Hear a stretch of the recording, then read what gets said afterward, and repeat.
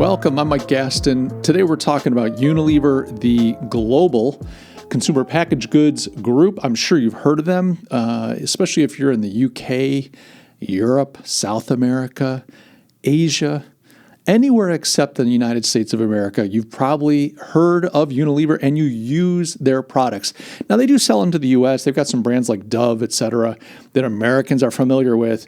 But Unilever, massive, massive group. And they have been making some noise in the news lately, and they're good at this. From time to time, they do something a little innovative. They try some things. They get some headlines. They spill some ink. And they get their 15 minutes of fame. And meanwhile, they're making billions of dollars. But recently, Unilever let the world know that it's experimenting with its home care group. Now, home care would be products like cleaning supplies, like Sunlight soap, Omo, I think is another one. But they have created an in-house design group that they're calling Sketch Pro. Now, they worked with Interpublic Group's studio, Interpublic Group Studios, IPG Studios, ginormous ad agency, global network as well. And they worked with Interpublic Group Studios to create this in-house design group. And what's unique about this design group, and it's called Sketch Pro. Now, if you Google Sketch Pro, you're going to come up with some apps that let you use your iPad to sketch. It's not quite what we're talking about here, but they named it Sketch Pro. And what Sketch Pro is all about is Sketch Pro is leveraging AI to spin up creative assets quickly. They're using a bunch of different AI products, some Adobe, some Google. They're not like locking into one suite of products owned by one group. They're trying different things. But the idea is that Sketch Pro can create assets, digital assets that can be used in marketing campaigns and consumer testing and so on in a matter of 2 hours, as opposed to taking weeks and weeks to be able to spin something up in a traditional format. Now, there's another piece to this. The other piece is that rather than spin things up quickly with AI, just so that they can have them fast, hot and fresh, they're taking a social media first approach. What I mean by that is these giant groups, the Procters and Gambles, the Unilevers of the world, that have these global household brands, typically, historically, have always taken a traditional media first approach. This means that they have an idea for a product, they do a massive amount of consumer and market testing, all kinds of research, qualitative, quantitative, you name it. They spend a ton of money on this kind of stuff. There's a lot of money in market research if you're in the consumer side of things, just for what it's worth. Side comment there. However, you would do that. You would invest a ton of money, and then you would take your findings on messaging, packaging, brand, product efficacy, consumer tastes and desires, and so on. And then you would try to formulate some type of campaign that you would put together and run on television. Now, that could be the traditional networks that people my age grew up with. I was going to say we've all grown up with, but that's not necessarily the case anymore. That could be cable TV, cable television, or even as people are now cutting the cord and streaming platforms, but it's still television. And so typically these giant groups would create these really expensive ad campaigns, and then from the assets, the ad campaigns themselves, the creative, the video, the photography, the music, the actors and so on that are involved in these campaigns, they would then spin off digital media assets that they would use on social media, digital ad campaigns, etc. It's very rare for a giant brand or a giant company, I should say, like Unilever to start with social media first. They typically start with traditional media and television first and then spin off assets there. So what's very interesting about this move is that because this internal group SketchUp is going to be AI driven, that doesn't mean that there are not employees. Don't mishear me. I'm not saying that this is an AI only group of bots spitting out, burping out ad creative. That's not true. But the people in SketchUp are going to be using AI to quickly create and iterate on digital assets for these brands. These could be mock-ups, prototypes. These could be campaigns. This could be packaging variations. And then they're going to use them to launch them on social media first.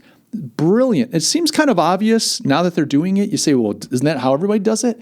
But no, these giant groups do it the way I described a moment ago. And so what Unilever is doing is they're letting themselves inexpensively, for Unilever, it's still expensive for you or I to do what they're doing. They're working with Interpublic Group. That's not cheap. They've got a team of people full time focused on a few of their cities. I think London. I think they're doing something in Sri Lanka. I can't remember. They released this like in a few cities to test out different products and different campaigns to see how they go. Jakarta, I misspoke. So Jakarta, Sao Paulo, Brazil, Mumbai, and London. And they've had some decent results. And so they're investing a lot of money in this. But what this lets them do is be nimble. They can be very quick. They can test ideas on social media and variations of ideas really quickly.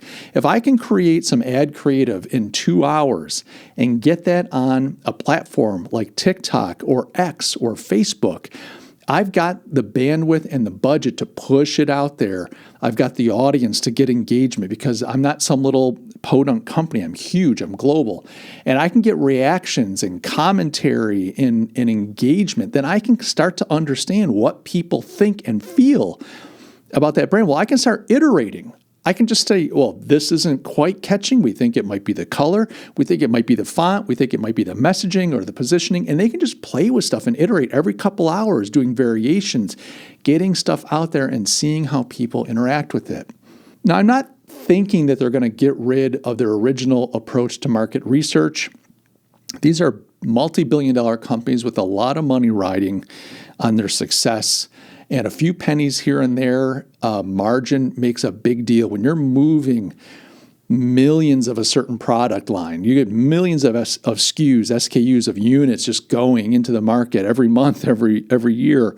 A few pennies here or there per item makes a difference. So they're not going to risk necessarily just getting rid of traditional media and specifically the traditional kind of workflow of doing market research first before creating and going to market and testing campaigns. However, this lets them get right to the consumer. This lets them get right to the consumer in the consumer's environment, put the brand out there, put the product out there, and rapidly test. I want to talk about just a few trends here that I think this is a harbinger for. And I think this is something that large brands should take note of.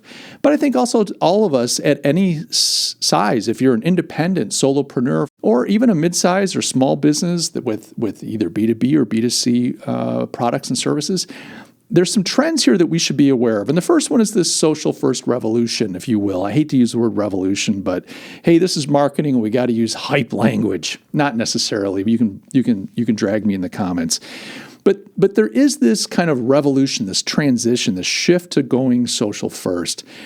I've never thought that you could just run your whole business on social media.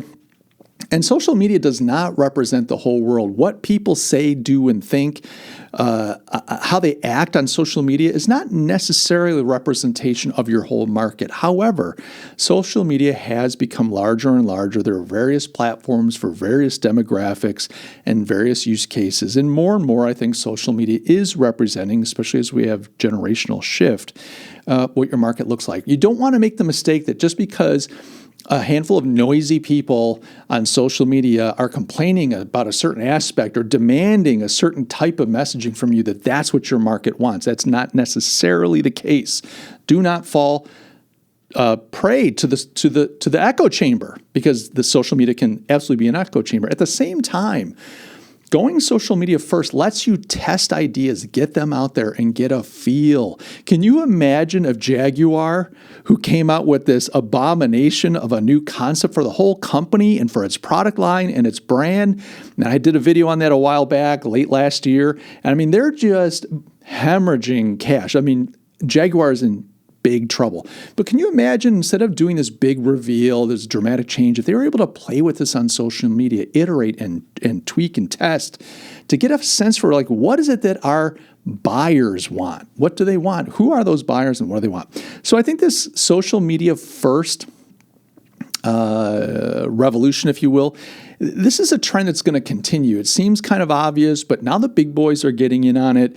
And I think companies that want to do well have to take social media more seriously and start leveraging it, not just as a way to make connections and to get engagement and to grow your network and maybe get an opportunity for a job here and there, but to use it as a test bed, especially when you connect it to AI. All right, so the second thing here is that speed provides a competitive advantage. One of the problems that these giant companies have, you might think, well, they've got unlimited budget. They're multi-billion-dollar revenue. These guys, they've got so much money. I'm a small fry. It's just me, or it's me and a few other people. It's really hard for us to compete in a market where, these guys have so much money. But the thing that you have to your advantage, especially if you're small, is you can be nimble, speed. And I think the larger groups like Unilever are realizing, hang on a second, we could leverage speed too. We don't have to let our size get in our way.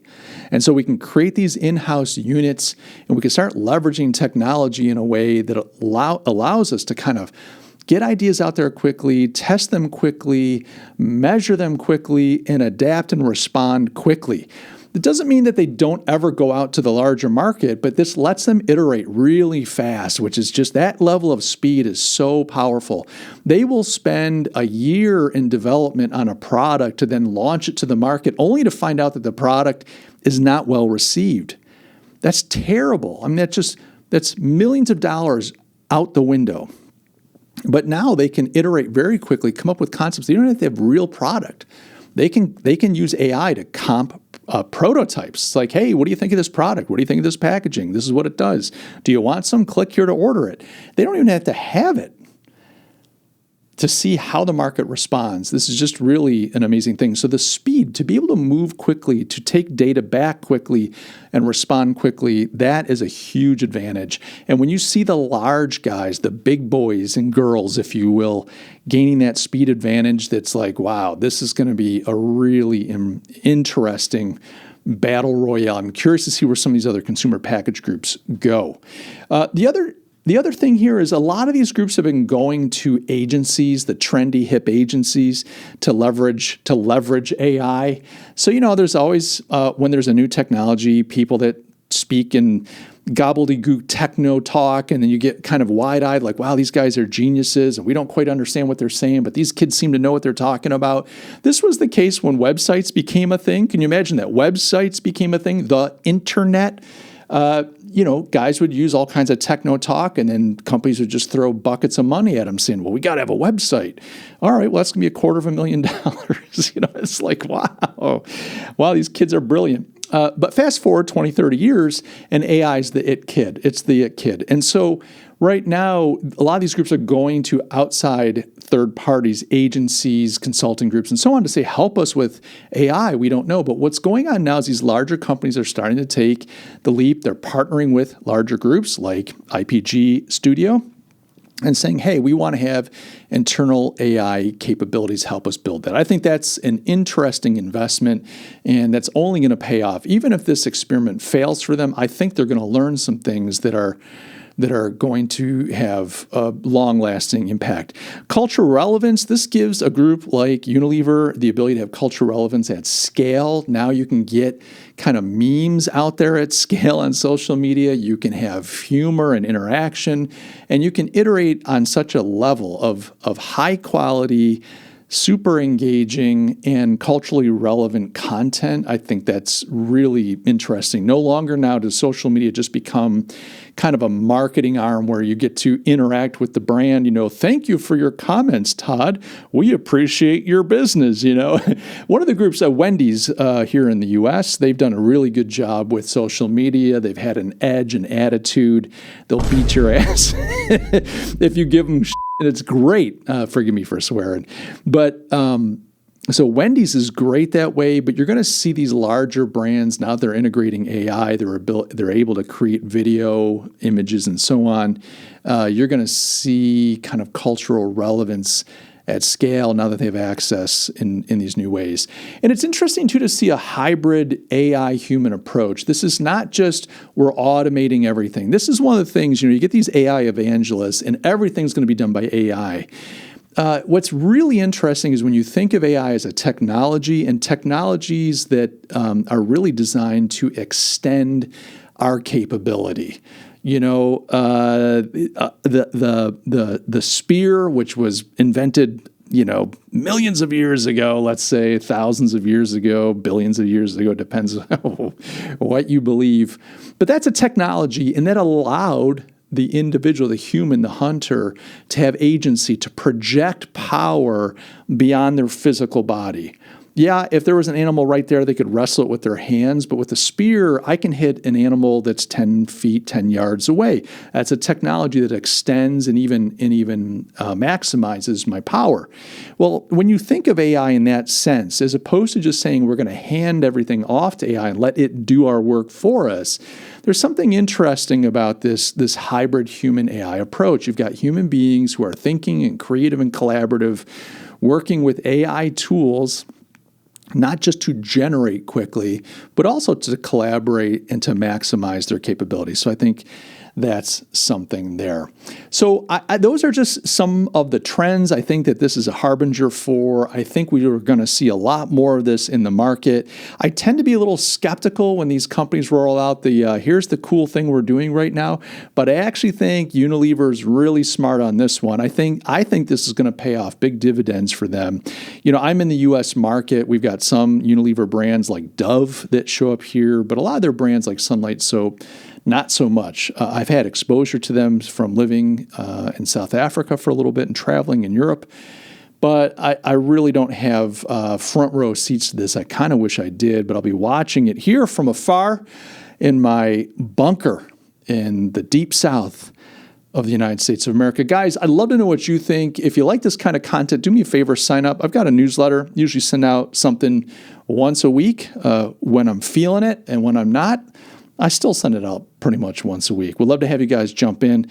But let me know what you think in the comments. Is this interesting? What are your thoughts on it? Do you think this has legs, and where do you think it's going to go? Guys, never forget, Uncle Mike loves each and every one of you. Thanks for watching, and I'll catch you in the next video. Cheers.